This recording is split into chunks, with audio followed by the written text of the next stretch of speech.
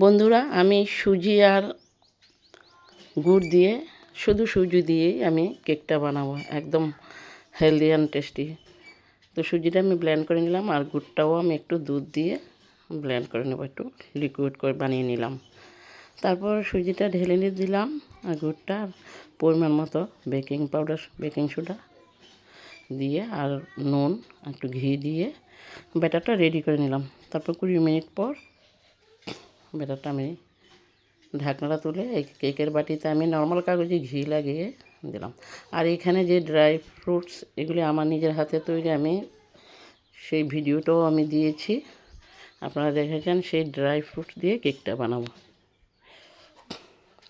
তারপর 45 মিনিট পর কেকটা হয়ে গেছে, একদম রেডি।